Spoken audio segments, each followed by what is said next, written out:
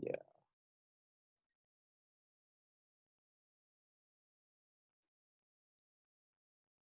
Welcome, Rebecca. Welcome. Thank you for joining our workshop today.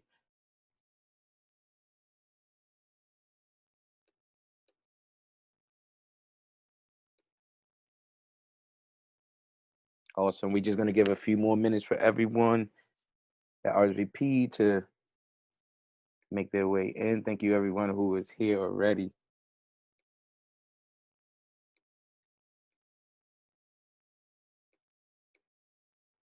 I am excited about today.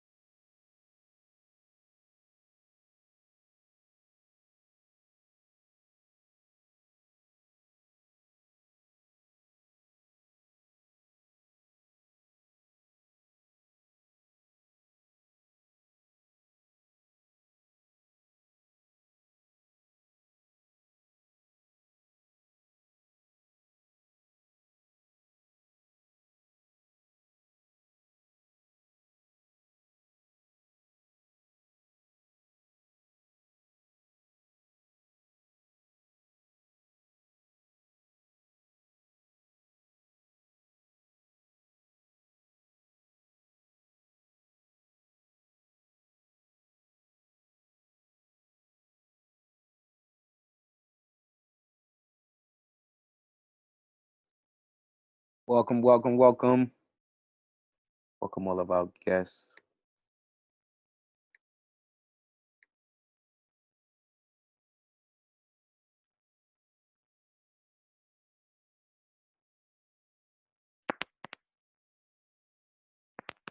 Thank you, everyone, for joining. Be with you shortly.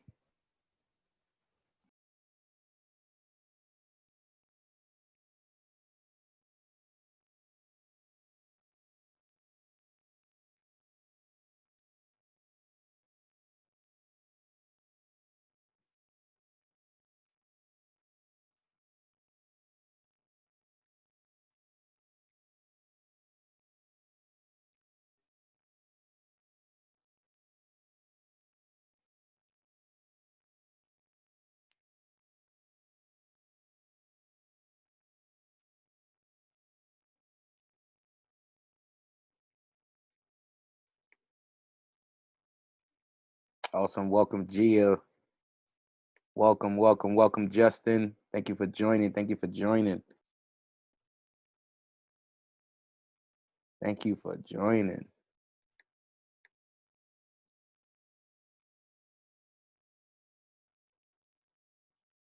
Awesome. So we don't. I don't want to. I don't want to hold us up any longer. I know people are. Thank you. Thank you. People will just be piling in as we go along. Everyone, thank you so much for joining the Emergent Works workshop today. My name is Army. I'm the program manager over at Emergent Works. And, I have an amazing responsibility of just overseeing our one-on-one mentorship program, overseeing our workshops and even just helping alongside of our agency. Thank you, everyone, for coming out on this Sunday afternoon. We have an amazing workshop today. Today, we will be just going through this amazing course with this amazing person, Julia, who is a software engineer, passionate about data literacy and transparency. But I'm gonna let Julia do all of the talking. Before we even get there, I would love to just hear from everyone. If we could all just say our names, our pronouns, and I guess our favorite color. So I can start. I'll say I'm Army, he, him, and one of my favorite colors is gold. I'll pass it off to. I'm gonna say your name, Zach. How you feeling? Welcome, welcome. Hi, I'm feeling pretty good. My name is Zach. I use he, him pronouns. Favorite color, purple. Amazing royalty. Love it. I'll pass. Let's pass it off to Rebecca. How you feeling? Great to be here. My pronouns are she, her, hers, and my favorite color is green. Love it. Love it. Welcome, Gia. How's everything? I'm doing good. I go by they, them pronouns, and my favorite color is also purple. Awesome. Awesome. Love it. I love these colors. Kevin, how you feeling? Hey everybody, I'm good. Hope you're all having a good Sunday. I use he, him pronouns, and my favorite color is also green. Awesome. Amazing. Amazing. There's a lot of us on here with the royalty. I love it. I love it. I love it. Without further ado, I would love to just pass it off to Julia. Thank you so much for taking time out to lead and facilitate this workshop. And the honor, it is really an honor to have you. So the floor is yours. Awesome. Yeah, thank you. Julia, thanks to everyone who came. She, her favorite color is blue. And I think she would just kind of roll right into it. Awesome. Okay, cool. I am going to share my screen. Cool. And can you all see this PowerPoint? Yeah. Awesome. Okay, cool. I want to start and caveat by saying that I tend to kind of speak quickly. So please feel free to shout if you need something repeated or I should slow down or interrupt at any time with any questions. So this is kind of about understanding our communities with data. Kind of at a high level, what I hope you walk away with is there's a ton of data out there that's open source, and there's kind of lots of ways you can learn how to use it. And so basically kind of feeling empowered to use open source tooling, charting libraries, things like that, to actually make the most of the data that's available out there. For anyone who's kind of interested in web development more generally, these are also kind of some good things to practice working on to kind of get better at that. So more specifically, what we're going to do here is we're going to take some open source data from the state of New York. We're going to use HTTP, which I'll explain in a second, to load that into the web browser. From there, we're going to kind of do some basic JavaScript transformation to make it usable by our charting library. We're then going to kind of go check out the library, see how it works, figure out how we can actually load our data into it. I create a chart, and so this screenshot is what this will look like when we're all done, both the code and the actual chart itself. And then the last thing we're going to do is we're going to use the browser kind of to explore the data that we're working with to do some debugging. If everyone has Chrome, that's definitely the preferred browser to use, but if not, I think every browser should have their own inspector tools, so that should be fine.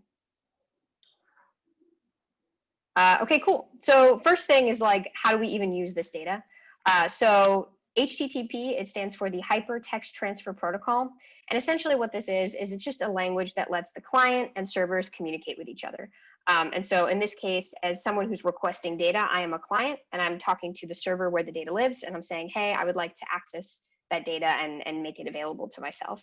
And so HTTP is kind of a language that's used, it's language agnostic, so you can use it in JavaScript, in Python, in Java, and a whole bunch of different things. It's really just talking about how a computer can talk to another computer and pass data back and forth. It's really just like defining how that works.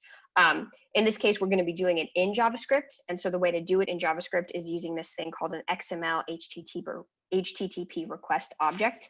And so I can kind of send this presentation around after. This is a link to like the developer documentation on how it works. But essentially what this does is it lets me kind of not worry about actually how that communication works. It like lets JavaScript figure out what it actually needs to do. And all I have to do is say like, this is what I'm looking for. And I kind of want to send over what I need. Parsing JSON responses. So JSON is kind of a way that data can be formatted, and we'll see an example of that.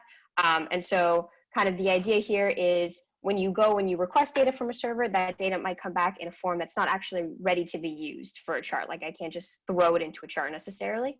And so it's gonna kind of look through, how do I recognize JSON when I see it, like know what JSON data looks like? And then how can I use JavaScript to manipulate that data and put it in the format that I need it to be in? And so the way we're gonna do that is using kind of basic computer science concepts. So data structures like an array, for loops, and implemented in this case in the JavaScript language. But the concept of an array and a for loop, that also kind of exists in Python and in Java and in anything else you might be looking to code in. So the next step, once we have all of our data and we've put it in a format that's usable, is actually loading it into a chart. How would we go about doing that?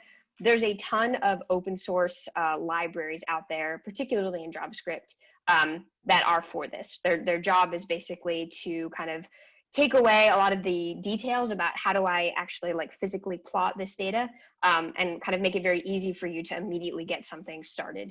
And so we're going to use one example here, which is called Chartists. But there's lots of other examples. D3 is another very popular one for anyone who might have heard that term. And these are really just kind of getting comfortable, learning how to look at the documentation, figure out, okay, this is what I need to do to my data. This is how I load it into my browser, and then kind of get started that much faster. So the other thing just to think about is when you are trying to visualize data, what actually is the visualization you want? It sounds kind of silly, but sometimes it can be hard to actually figure out, is this best represented in a bar chart, in a pie chart, in a time series, to figure out what it is you're trying to say and what tool will make it make that message the most clear. And so it's also kind of an important thing to think about. And so the last thing is the tool that's most available for this. Every time you code, you're always going to run into an issue, have a bug. Things never work right away. And so as important as it is to understand how everything works, it is to understand like how do I figure out when things are broken, why they're broken, and how to fix them. And so a really good tool for this type of exercise is the kind of the inspector tools in Chrome. So we'll kind of pull that up. The first thing we can look at there is the network requests. So this is basically what communication is my computer doing with other servers across the internet. And so this is particularly useful when we're requesting data from a server. Let's see that request go through and see the response to come back. And so if I send out my request for data and I'm not seeing anything come back, the first place I would go look is the network tab and say, okay, well, did my request go through successfully? Did they give me back a response that said something like URL not found, said something like authorization required, or am I actually getting back what I'd hoped to, which is a whole chunk of data? And then the second thing is the console logs. And so the console logs are just a really easy way to print out, this is what's stored in my variable right now. And so this is helpful if I have all of my data, that looks good, but I don't see anything on my graph and I don't really understand why. Like, why is the graph not showing up correctly? So the first thing I might do there is I would pull up the console and say, well, what am I giving the graph? What does my data look like? And what is the graph expecting? And that often can show the difference. This is also where the graph itself, the library, will throw an error and say, hey, something's not right. And so this is kind of a good place to go looking for things. Cool. So I'm going to pause for a sec. Are there any questions on any of this before we dive into the actual coding? Awesome. Okay, cool. Well, I have one question. Oh, yeah, go for it. How would you determine which chart to use? Is that based on the project that you're working on? Yeah, how would you gauge that really? Yeah, so that's a great question. I think the answer is it kind of depends on what specifically you're trying to do. I would say it's about the project. As far as like which library to use, most libraries will have, a bar chart option, a time series option. And so there it's kind of like finding one that you're comfortable with, learning how it works. And then within that library, which type of tool to use, I think it kind of takes some trial and error, try and do anything. Does that actually look right? Does it make sense? I often also look at, what does the data I have look like? And what does the data they expect look like? And do those things kind of match or not really? Things like that. Awesome. All right, sweet. So now I'm going to share my browser instead. Okay, I'm gonna ping over a bunch of links, but let's start with this one. So this is the open source data that we're gonna use. This is data I found on the New York State's health website. You can see the URL up here is health.data.newyork.gov. And so this is data that's available to me. I picked New York because I guess I don't know where everyone is, but I'm in New York. And this is publicly available data. And so the first thing I wanna do is just take a look at like what this actually is. And so I can see here I have this bracket, which represents an array. So it's like, here's a list of things. And then I can see I have these curly braces, and I have a whole bunch of stuff in between the curly braces. So if I just zero in on one of these things, this is called a JSON object.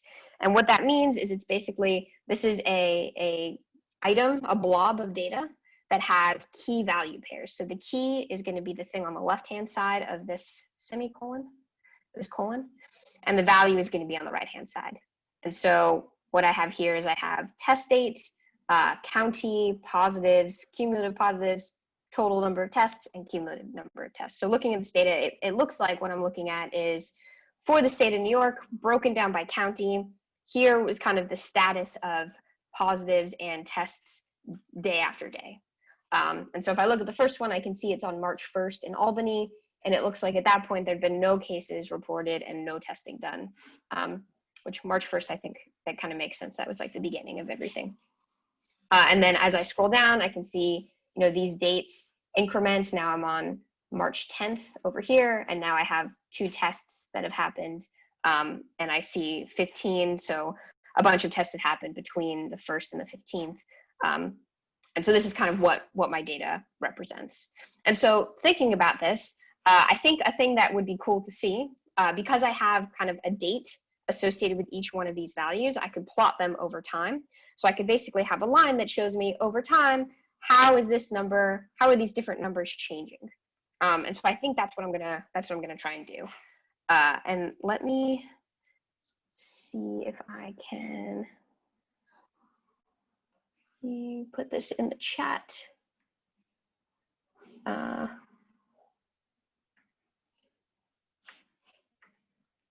Okay, so everyone should have the URL to this data. The last thing I want to point out is you can see in the URL, it ends in this .json.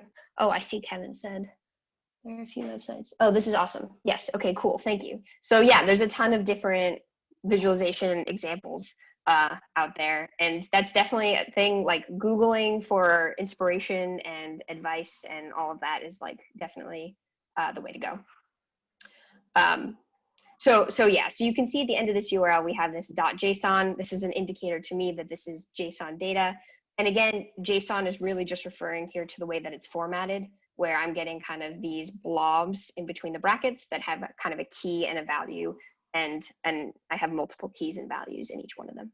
And so this is kind of a list of JSON objects. Cool. So the next thing I'm going to ping over is this website called CodePen. So if everyone could open up a new one of these, this is essentially a free tool online that lets me kind of set up kind of a visualization very quickly. And so just to kind of give you an example, if I were to go in here and do like a very quick hello world, caps lock went on, it would just pop up right here. So I'm going to pause for a sec to give everyone a chance to pull this up.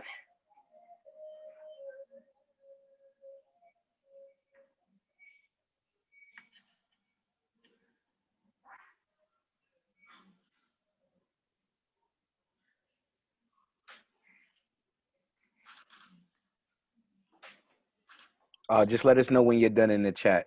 You could just send your response in the chat.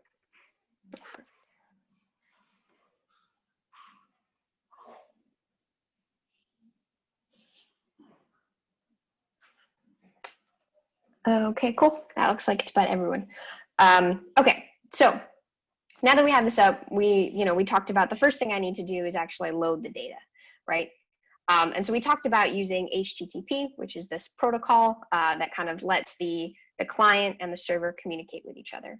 And I also mentioned that to do this in JavaScript, we use something called the XML HTTP request object. And so the way I go ahead and do this is I can head over to this JavaScript panel, and I can say, let's create a new variable called request object. And I'm going to make a new XML HTTP request. So this is creating a new object and saying, hey, JavaScript, I'm going to send an HTTP request for some data. I need you to handle it for me. So the next thing I need to do is I need to tell this object what it is I want to do. So what I want to do is I want to acquire data, and I want to get it at this URL.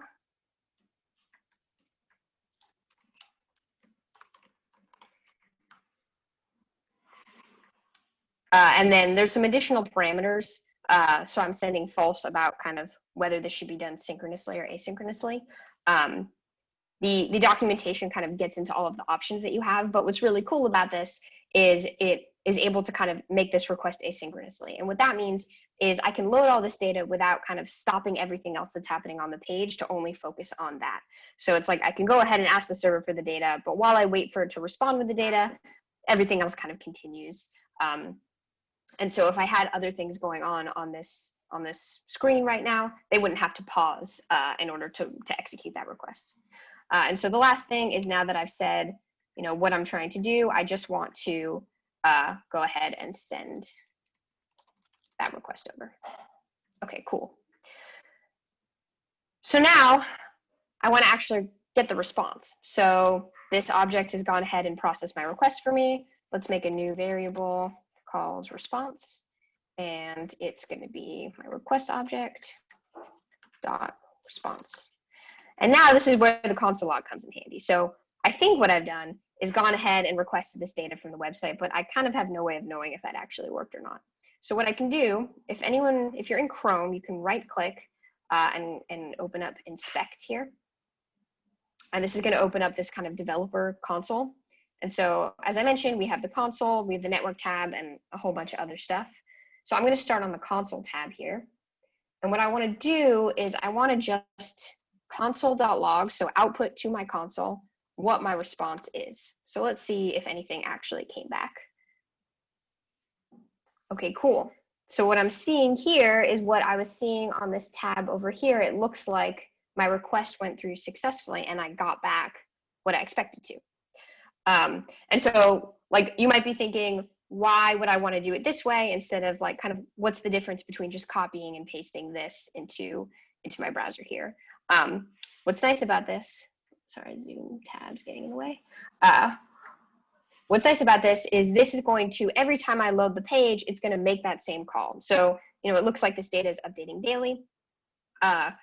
If I just copy and pasted that data, I would then have to kind of every day go in and get a fresh copy and paste. But now, because I'm doing it programmatically, I'm using this HTTP call, the client, that's me, can every single day go to the server and say, give me the latest data, give me the latest data. And I don't need to manually do anything to do that. So this all looks pretty good. But what I'm noticing when I look at this is it kind of looks like one big blob of text. And that's going to make it really hard for me to actually, like, parse this data out, right? But I know that it's JSON data. I know that from the URL. And so because I know that, I can take advantage of some cool JavaScript things.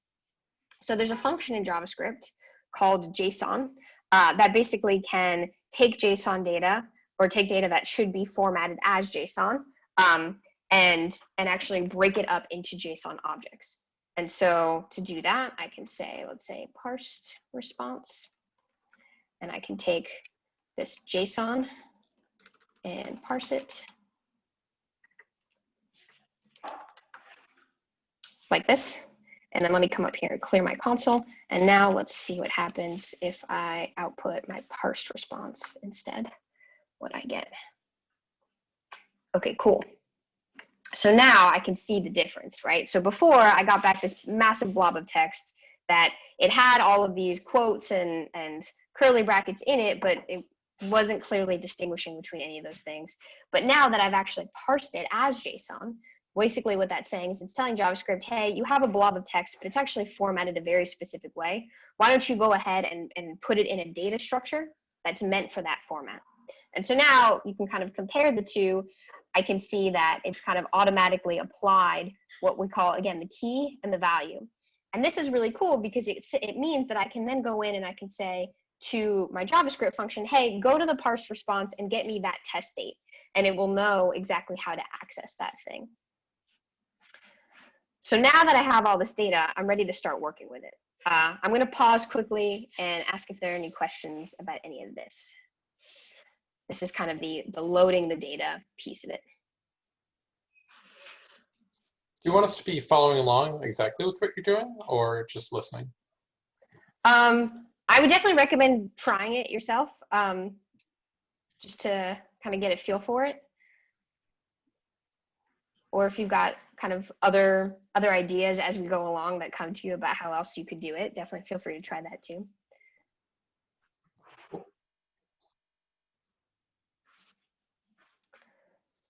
Okay, awesome. So now that I have all this data, it's accessible to me, it's loaded for me. Now I want to actually do something with it. So in order to put it on I know I want to make a line chart with it. But first I want to figure out which line chart I'm going to use. And then I want to figure out what do I need to do to this data so that the line chart library understands what I'm trying to do. So for the sake of this tutorial, I've gone ahead and picked this one called Chartist.js. And let me send this link over. This is a open source charting library. You can see from the .js at the end of it that it's intended to be used in JavaScript. It's in JavaScript. There's a lot of different options for doing this. But this is just one example. And so I can kind of flip over to the examples and see what it looks like. So I see it does line charts. It can handle a few holes in your data.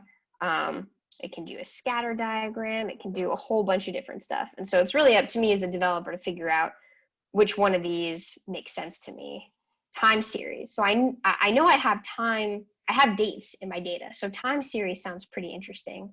And I can kind of think, I know I have, I think day over day, I believe. So this could be kind of cool. So I can look at the example and see how they've gone ahead and done this. And I can see they create a new chart and they have these two series and they have the x-axis set as the date and the y-axis set as the value. So I think I'm going to try and do this. But before I dive into it, I need to kind of set up my environment. So if I click on getting started, I see there's actually some basically styling things I need to feed to my browser so it kind of understands how to load it. So if I kind of head back to my pen and I click on the settings, I can go ahead and actually add, if I have CSS style sheets I need to load or JavaScript style sheets I need to load, I can do that here. So I'm going to do that, and I will ping these over to you too. So the first thing I'm going to do is I can see on the Chartist page that there is there's like a CSS style sheet. And so for those who aren't familiar, CSS basically lets me apply styling on top of my HTML, on top of my browser code. So it can be things like how to format it on the page, the coloring, the font, all of that basic stuff. And so what this gives me is this gives me a built-in library that has a whole bunch of colors loaded, a whole bunch of fonts. And for charts, it's especially important because a lot of the chart is visual and is styling specific. So it basically makes sure that my chart will look as I would hope it looks by loading all of these variables that are available to my browser. So what I'm going to do is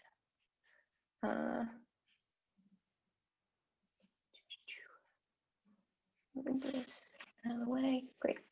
I'm going to head over to the CSS tab, and I'm going to plop this in and say, okay, when you load my browser, make sure you also load this CSS file because I'm going to need it. And so let me pass this over to everyone as well.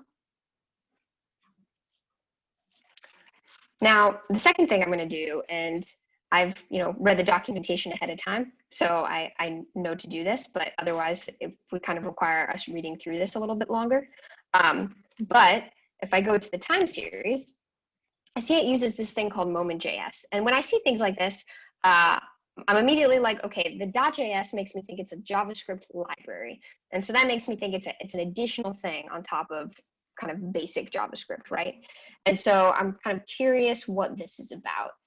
And so if I open up the page, I can see that yes, it's an open source library, another open source library, and what it lets me do is format my dates, which is really nice because if I go back here and I kind of look at my console again, I can see I have this date, but it looks like it's a timestamp and there's a lot of zeros, and it's probably not exactly what I want it to look like. I probably just want a date, and maybe I want the date in a kind of more human-friendly format, something like June 9th, not like 0609. And I could kind of write that myself, but I see there's this nice library that will do all of that formatting for me. And so this looks pretty good. So I want to use this, and also it looks like my library supports this other library as well. So I'm going to go ahead and, in addition to loading this styling library, I'm going to go ahead and load this as well.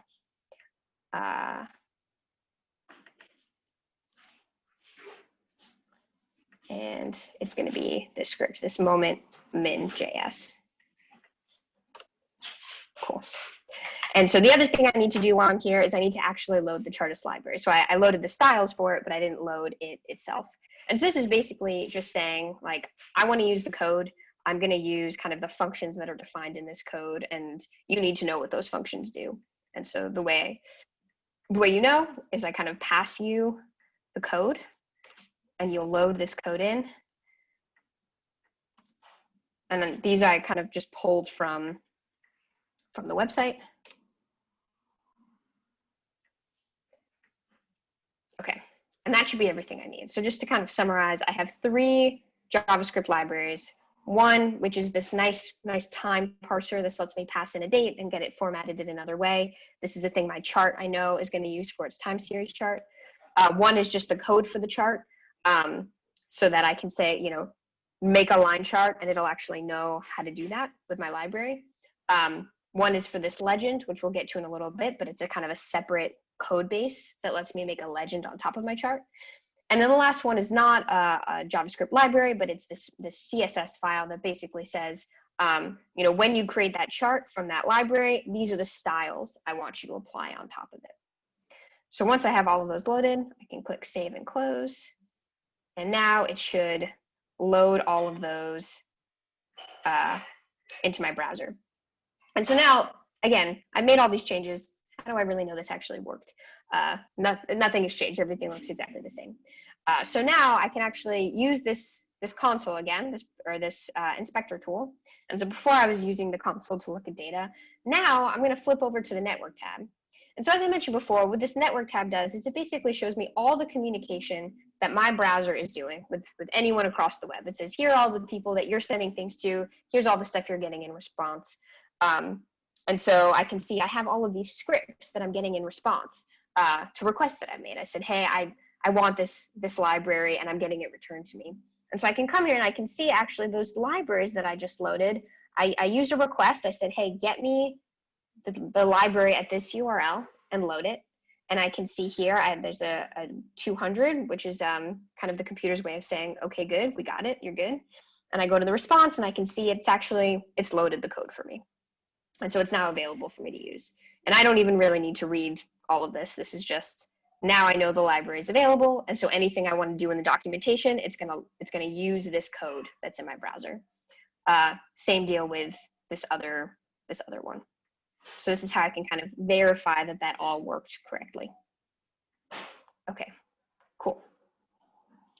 So now we have the data loaded and ready to go. We have the library loaded and ready to go.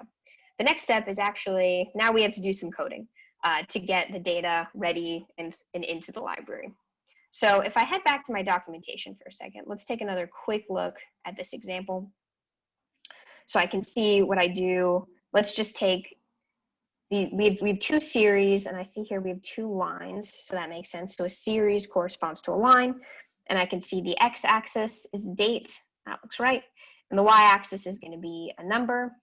And so kind of what I have here is I have an array, which is identified by these brackets, the same as our data. It's basically a list of items. And I can see, again, I have another JSON blob, which I can tell because I have these curly brackets. And so each one of these JSON blobs is corresponding to one of my lines up here. And so it looks like what it needs, what the library is expecting, is a name. So the name of the series, and then the data for the series. And the data is a list of more listed JSON. You can see these things kind of keep repeating themselves, where each one of these represents 1 point on my line. And then what the library is going to do on its own is it's going to go ahead and kind of fill in the space between those 2 points and draw that line for me. Okay, this looks pretty good. So now let's go back to our data, and I can pull it up here, and I see that it doesn't look quite like that. I have, rather than having, it's similar, it's close, but it's not quite what I need it to look like. So let's do some stuff to make it look like what the library is expecting. So let me close this and open up my JSON again. Cool. So the first thing I want to do, I noticed that they have a county property in here, and I'm actually going to just choose one county that I care about to worry about right now. Kind of if we have time, we could do something that lets you maybe choose between the counties and it'll reload. But I just want to see what the Bronx looks like. So I'm gonna go ahead and pay attention only to that. So the first thing I'm going to do is let's create a new variable, and let's call it formatted data. Okay. And now let's see. I know that I'm going to need something called chart. That's going to be a new chartist.line. And if I kind of go back to my documentation, I can see they've done this, and that's just basically what I want to copy. So I can do CT chart, and it's going to be a JSON blob, and that blob is going to have a series, and we know that it's going to need a name, and we know that it's going to need data. Okay, cool.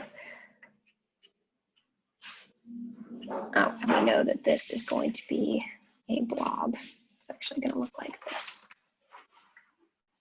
Okay, cool. So now looking at the data, let's create a line for just positives. Let's say I just want one line that represents positives day over day.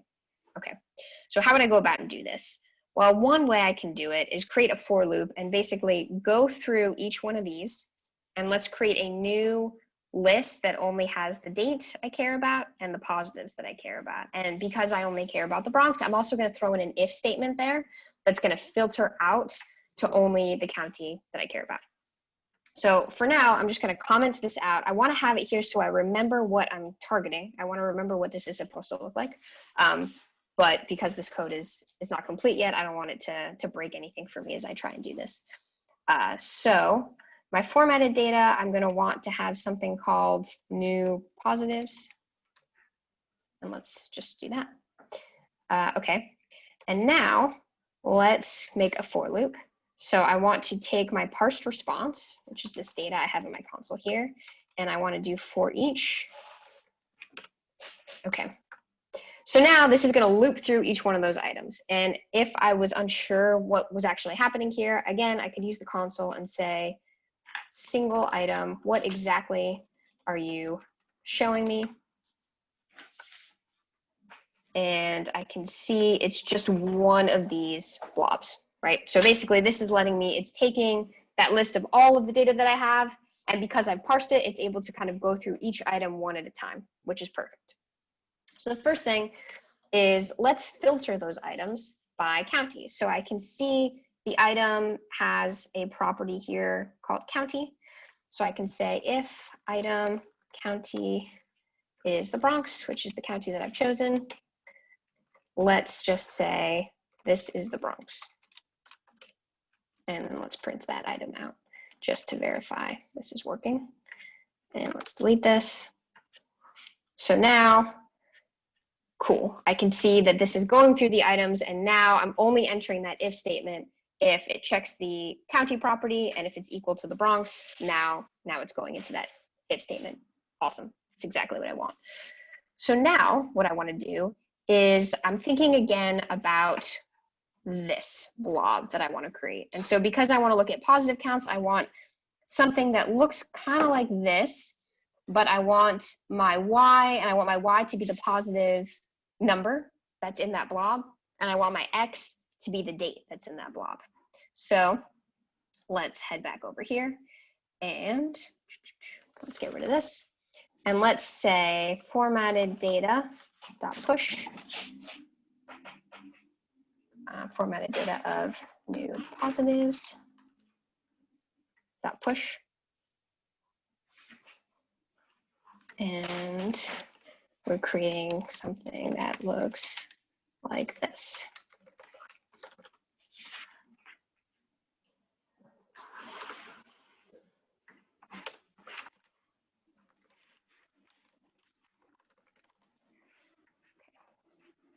So what's going on here? So the first thing I did was I said, okay, I want a list for my line, and I want each item in the list to look like this, right? So basically what I'm doing is I'm creating this whole data chunk. And so for each one of these things, I want to go through the data that I have, and I want to take the test date, which is this, and I want to take the new positives, which is this, and I want to make the new positives the Y item, and I want to make the date the X item. And I know with this new library that I've added that I can use this new date, and what it's going to do is it's going to take what I have here, which is this timestamp, and it's going to convert it to a date. And so because I have this list, the way to add something to the list in JavaScript is to use this syntax called push. So it's basically saying, create this new thing and then push it onto that existing list that I have. And so now what I should get at the end of this is I should have a list that looks almost exactly like this. If I output formatted data of new positives, it should be this. And I should have a whole bunch of these guys. So let's see if that actually worked.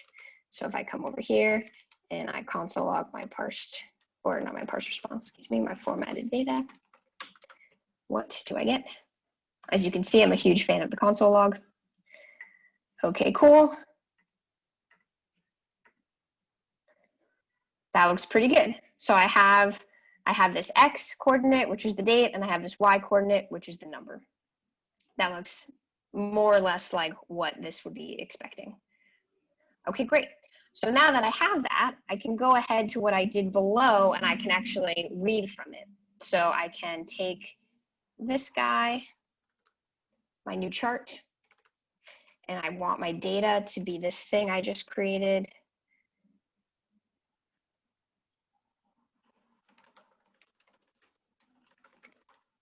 And let's just name it new positives. Okay, cool. Oh, we have an error. Unexpected identifier. Okay. So we have an error somewhere. We will find that in a minute. Well, let's see. Did that come from this new thing, or was that there before? Yeah, okay, it came from here. So this is where if you have a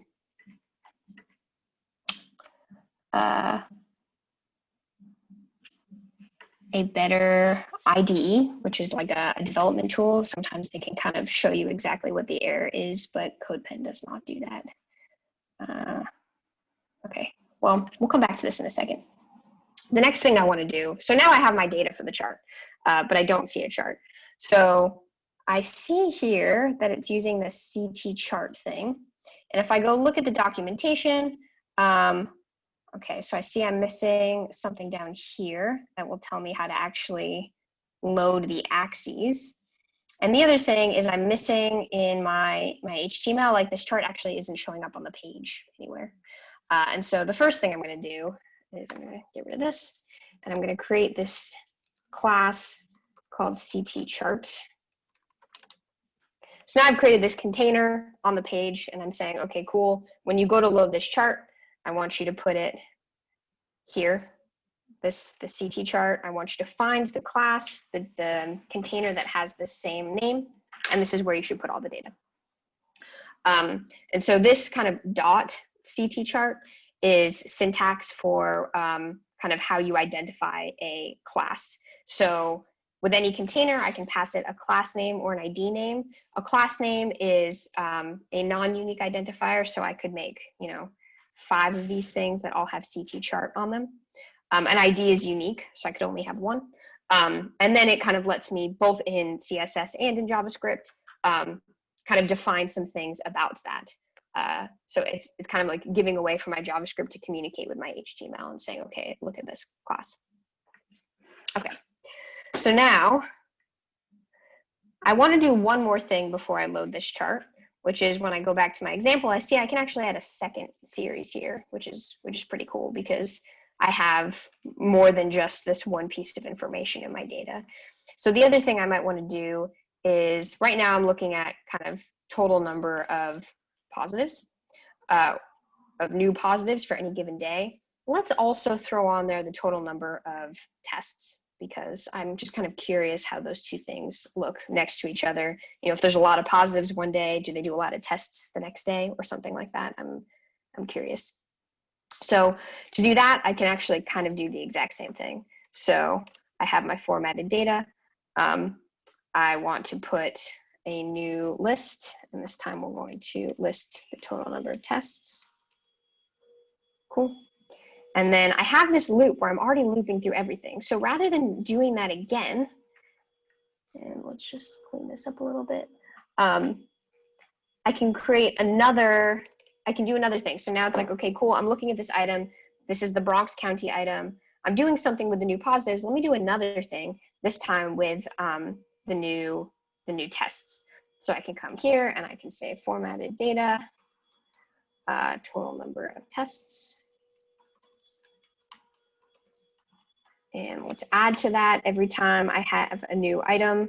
Let's add to that a new object, and you know, kind of the same deal as before. We know that the test state matters, and we know we want to put it through the state function. And now this time, let's do total number of tests.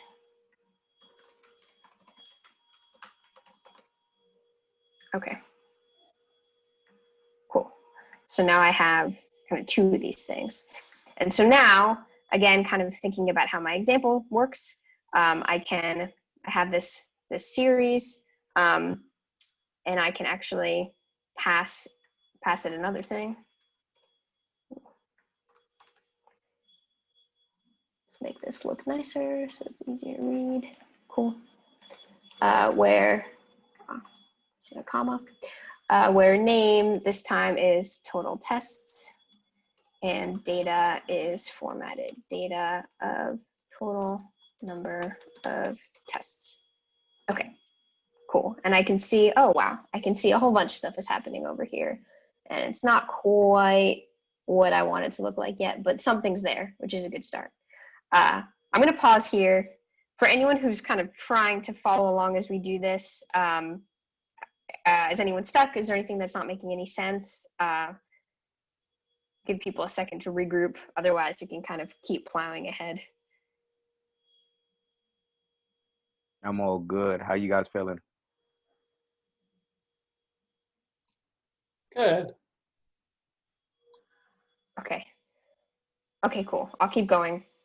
So this is pretty close. This looks good, right? So I can see I have two line charts, which is exactly what I was trying to do. They're different colors. That's helpful. I don't actually know which one's which, and it doesn't look that good, right? Like it's kind of messy. I don't see my x-axis. I don't know what day is, where each day is. So there's definitely still work to be done here. So if I head back to the example, I can see that I'm missing this x-axis thing. And so this is especially important because we're using a time series, which I can see is kind of a special form of x-axis. These aren't just numbers. And so I want to do whatever this is doing to format it to look like this. And so let me just try copying this over. There we go. And actually, let me look and see where we want to do this.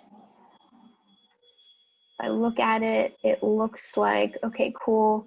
It should be right after the bracket that comes after CT chart. So I come over here and I want to put it here. And okay, so let's paste this guy here. Okay, and I might be missing unexpected token. So some parenthesis isn't matching up.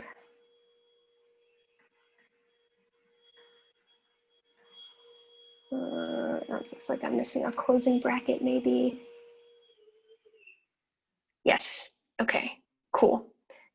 Okay, this is looking a little bit better. So I see now that I added this x-axis, I'm actually seeing my date show up. And if I just kind of look at what this is doing really quickly, I see that I'm calling my chart library and I'm saying this is kind of what type of axis I'm looking to do. And then for a time series, I can see from the docs, it basically asks you to pass in a function that says, how do you want to format the date? We know you have a date here. We can access the date, but how do we want to format it? And I can see the default from the website is this MMMD. But if I wanted to do, which is the month and the day, and if I wanted to come over here, I can see there's actually kind of a bunch of different formats I could use. So let's say I wanted to do something a little bit longer. I could come over here and I could change this. And let's see what happens now. Yeah, okay. And so now I've kind of updated the format, but you know what? Everyone knows that coronavirus only took place in 2020, so maybe I actually don't need the year. No one's going to be confused, so I can reset that back. See if I can trigger my browser to reload. There we go. Okay, cool. So this looks pretty good, but I still don't actually know which color is which one's the testing line and which one is the positives line, and that makes a big difference. And I'm guessing the testing line, because we took the cumulative number, is this lighter pink one, but I'd like to know for sure. So if I kind of, again, go back to the documentation, I can start looking at the legend, which is the next thing that I'm missing here. And it's on, I guess it's not on the example page. It's somewhere on this page. It's not on this page. It's on a plugin page. Okay, so a plugin, well, what is a plugin is actually right here. But basically this is saying, hey, there's this default thing the charts do. There's some additional things that don't come out of the box, but that you can add on easily as a plugin, and you can kind of do additional configuration. And that's what we want to do here. And so if I head back here, I can go ahead and add a plugin for this. And if you recall, back when we loaded all of these libraries, I had asked you to load a plugin library in particular. And so that is because ahead of time, I looked up this plugin legend here. And so if I kind of went to the documentation for this plugin, it would look much like the Chartist documentation. And it basically lets me, it does the exact same thing. If it now makes another set of functions available to me that lets me kind of out of the box set up a legend. And so that's what I want to do. And so I can come here and I can say,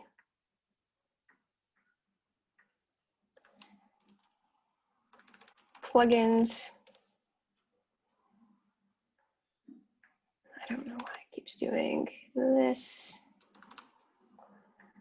but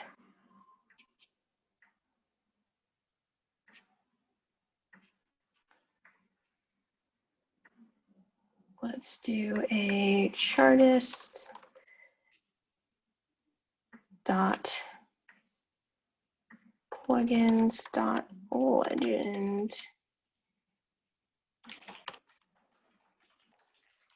Okay, and we have a syntax error as always. We actually want this, I believe, to go inside here. Cool. Okay, cool. So now I have, well, I sort of have a legend. I have the text to support a legend. There are two different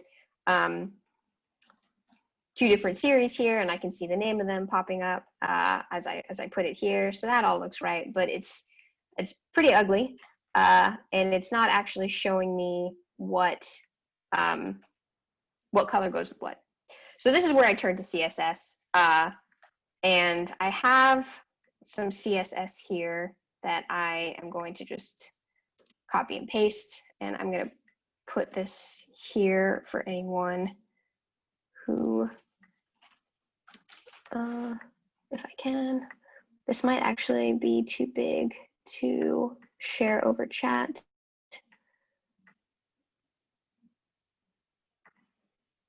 Oops. Okay, well, I'm gonna pause for a second. So the CSS is like a decent amount of stuff to dig into, but at a high level, basically what this is doing is it's taking the same class. So it's saying, again, the same way I was able to use the chart up here to identify kind of where I wanted my data to go. I can also say, hey, I want all of these styles to apply to all of the stuff in this container. And then here I can set a whole bunch of different things. So I can set things like how I want the text to be aligned, the position and the padding of everything, so how much white space I want there to be, how big the margin should be, the border, the radius, all sorts of different colors, all sorts of stuff like that. And so all of these different rules are basically saying kind of what order do I apply these things in, and what types of properties do I apply them to. And so a lot of the kind of elements that it's applying these to are elements that are provided as part of the plugin that comes with this. And I can see that I've actually broken something here. So let me just kind of grab this and repaste it. I would recommend when you're doing these types of things, I'm using CodePen so that we can live preview our changes, but it's actually kind of hard to, like, you can't easily see how everything lines up. So I'd recommend using, there's tons of free tools out there, things like Visual Studio Code or Sublime that will, if you say, hey, I'm using JavaScript, it will kind of like automatically check and say, hey, this JavaScript is wrong, or hey, you're missing a parentheses here, which unfortunately CodePen does not do. Okay, cool.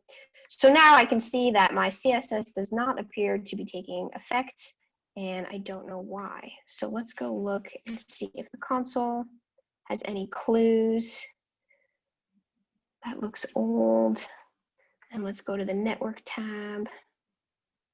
See if there's anything that isn't showing. I'm gonna quickly save this and refresh so I can get fresh errors.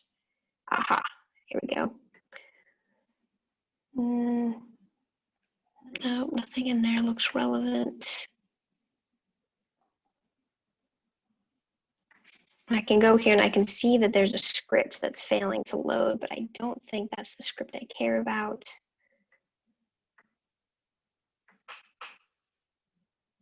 And let's see.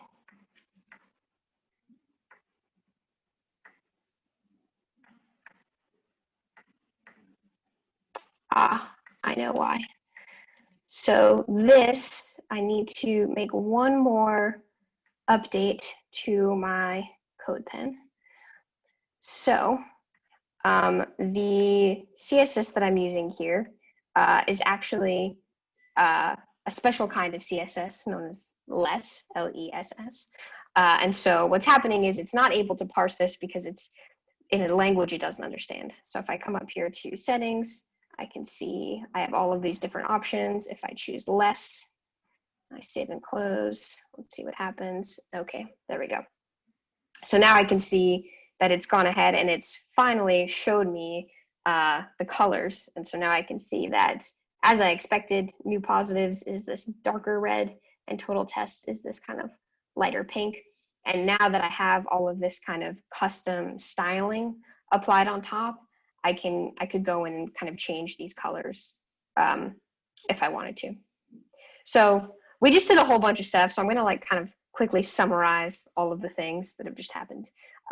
So the first is we went ahead and we found this open source data that was provided by the New York State. And we said, okay, cool, like let's get that and let's load it into the browser because I want to do something with it. And so that's what we did. We took this XML HTTP request object, which comes for free with JavaScript. And we said, hey, JavaScript, we want to make a request as this computer, as this client, to a server that has data. Can you please bundle that request up for me? You know how to talk to the server. And this is what we want from them. So we said, kind of, go ahead, send that thing over. And then we got a response. We then took the response and we said, okay, cool, I know this data belongs in a format that's called JSON. And the reason I know is because of the curly brackets that are used in it and the quotes that are used in it. And so let me actually parse that and load it into a JavaScript object. And so that will kind of let me do cool things with it, like loop through it and call items specifically. So I went ahead and I kind of parsed that data out because it kind of came as this massive blob of text, but I knew that it was actually belonged in this format. Then we said, okay, we want to do something with this data, and we found this library that lets us plot these line charts. And so we went ahead and we found, we loaded that library into our browser. We said, cool, we want to pull up these libraries and this CSS library. So I want to be able to call these functions later, and I want you to know what to do when I call those functions. And so these functions are things like chartist.line, chartist.fixScaleAxis, chartist.plugins. Like I need my browser to know what those things mean. And so I'm going to give them these libraries that will tell them what they mean. Then I said, let's go ahead and actually format this data for the library. So I started with the kind of the data as it came in. And because it was this list of blobs, of JSON blobs, I just kind of created a for loop in JavaScript that let me look at each single blob individually. Let me go through them one by one. Then I said, I only want to focus on one particular county right now. So let me do this if statement. I know that with each blob, I know that the county is stored at this location called county in the blob. That's the name of the key that stores the value. So let me check it. If it's the one I want, then let's do something with that blob. So what I did was I created these arrays, these lists, and I put something with each new item from the Bronx. I took that item and I pushed it into my list. But before I did that, I actually formatted it because I knew my library was expecting this object, which had an X and a Y property. And I knew the X property was supposed to be the date. So I grabbed the date, put it in this X property. I knew the Y was supposed to be whatever number I wanted to plot. So I grabbed that, put that in the Y property. And I kind of did this for every single one of those. And then using the Chartist documentation, I could kind of say, okay, cool, I know exactly what the Chartist library is expecting in order to be able to plot these on the graph. And so let me just copy their format and pass them this formatting that I've just done, pass them the data that I want them to put on the line chart. I then, because I know I'm doing a time series, I looked at the time series and I said, okay, in order to make sure the X-axis is formatted like I want it to, I need to kind of do these extra things to let the library know, hey, this is a time series and this is how you should process it. And same deal with the legend. From the documentation, I could say, okay, in order to create the legend, the documentation needs to kind of use this additional thing called the plugin. So let me let them know that that's what I need. And then the final step was I took a whole bunch of CSS that I found that basically lets me say, okay, cool, I have all this data, I have this library, but I want to do some additional styling on top of that to kind of give myself a little bit more control and to be able to actually kind of visually understand what I'm looking at here. And so I kind of added that layer on top. And then just kind of the last piece to tie it all together was, in order for this to really load on the screen, I needed something on the page to indicate where all of this was going. So I had to kind of create this container. A div is basically a container. And I said to my JavaScript and to my CSS, hey, everything you're doing, do it right here on this page. And kind of the way you'll identify this thing is by the class name. So that's kind of the process. Are there any questions on any of this that we went through? And this kind of lets us build the chart we want. You know, obviously what we could do from here, a bunch of different stuff. We could go in and we can change what it is we're plotting from the data. We can add more legends. We could add more lines. We could add some more customization. So I could actually have a drop down here that says, you know, let me choose a particular county. We could go find different data that we want to add in here. But hopefully this kind of gives you an overview of how you might, you know, start with nothing, find some data, and like kind of start to build out something that lets you start to look at that data. Yeah, I think this would be a great time to see if anybody has any questions. Any questions or comments?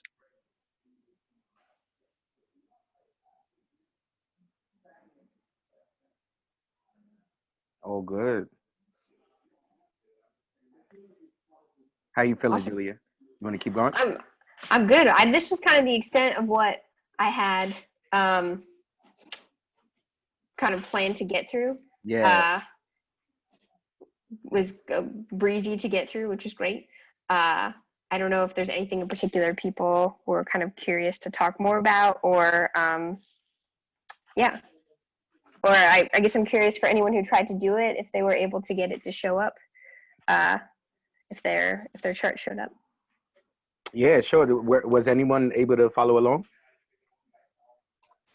Actually I got a chart to show up. Awesome. That's Yeah, great. I got most of the way. Awesome. I see a chart. That's so dope. Perfect. That's sick. So And yeah, Julia. no, go for it. Now I was just gonna ask, do you want to like use this time for like a brief Q&A, or to just elaborate just a little bit more on the different functionalities of what we can do with this data? Yeah, sure. I mean, if anyone has questions, happy to do a Q&A. I have a question that's like not from the technical side, but like, so you found this data from New York. Do you have any tips or strategies for how to find other useful data to use in similar ways? Yeah, that's an awesome question. I think GitHub is usually a great place to start looking. They collect a bunch of data on there. And then this isn't a great answer, but I usually do a ton of Googling. Most like government agencies will have some amount of data that's available open source. It's a little bit harder with private companies. But GitHub will either have data hosted there directly, or will have links to places you can get it usually. The other thing I would look out for is there's some places where you'll go like this where the data is just totally available.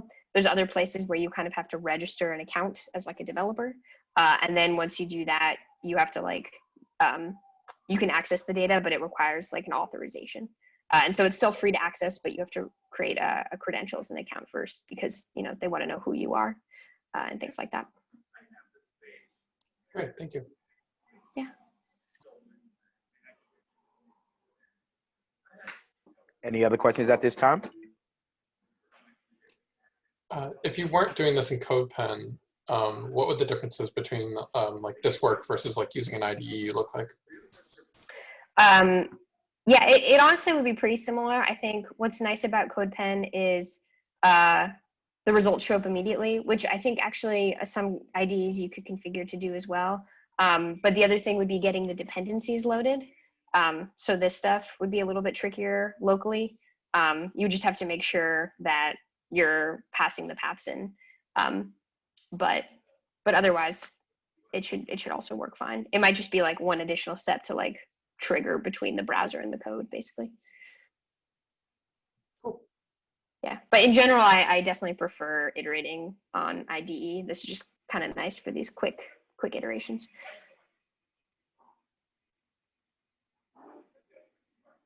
Awesome. Now, in terms of like the data can you make a chart like out of any type of data, like, or it just has to be like any data that's open source? Yeah, you could do it with anything. So we could, like, I could have loaded, if I had my own Excel file or something like that, I could have loaded that in here and done the same thing with that. If I just had a couple numbers I wanted that I could hard code and type in here, I could do it with that.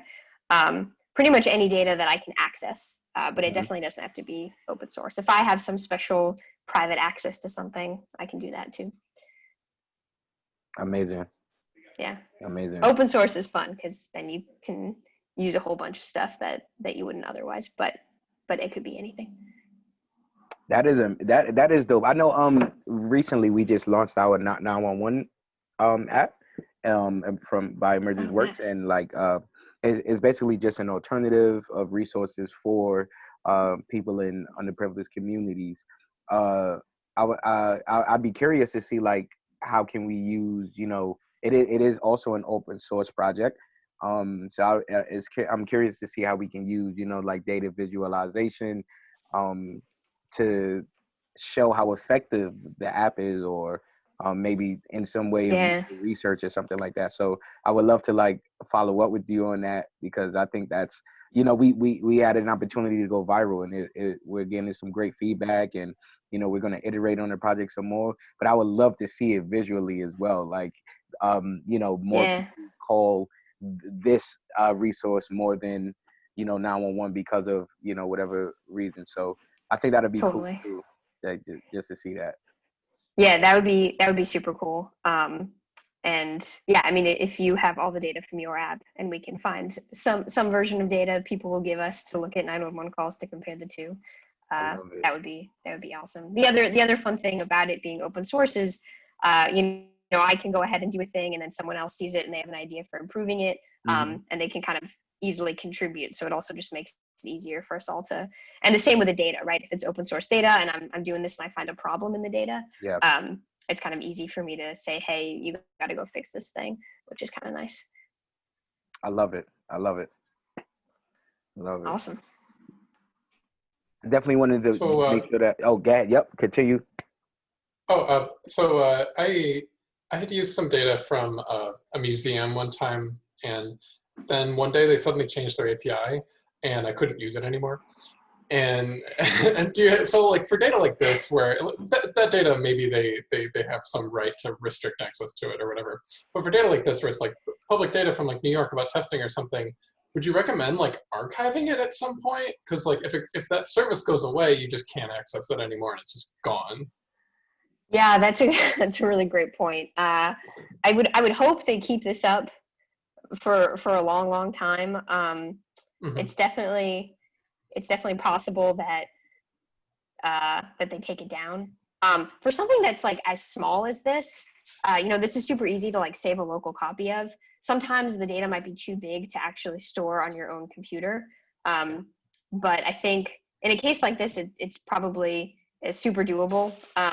It doesn't sound like a terrible idea. And then the other thing too is just like a thing to keep in mind with these things is they can always do like an API break. So maybe, for example, the URL, this is at changes, so the data still exists, but it's no longer where I thought it was, so this breaks, or the format of it breaks. All of a sudden, they changed the name of the fields that I was accessing. It's not county anymore. It's like county name, and it breaks. So there's like definitely things to be careful about. You know, proper developers, they should give you kind of transition time and warnings and things like that. But for this stuff, if you kind of keep looking at it day over day and things start to go wrong and it looks funky or something's broken, those are also things to check. But yes, I think it totally makes sense to keep a copy for stuff like this that's small and that's proving useful to you.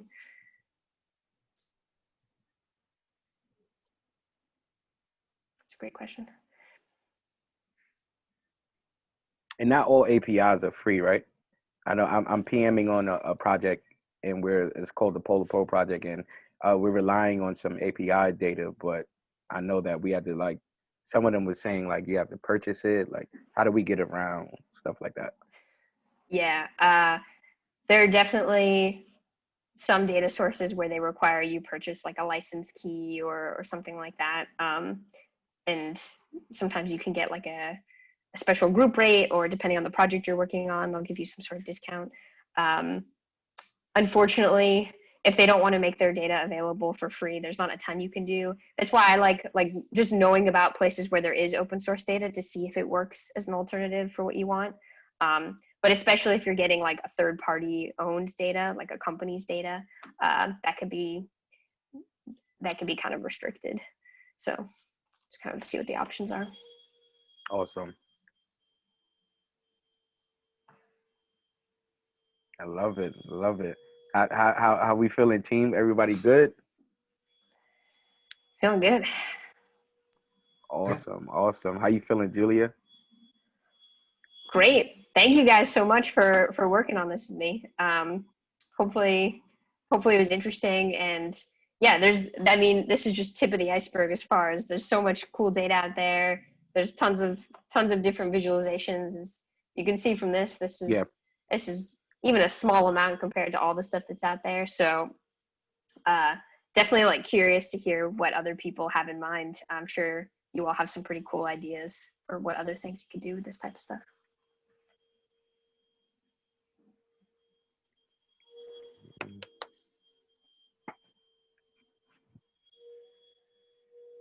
Anyone have any cool ideas? No pressure.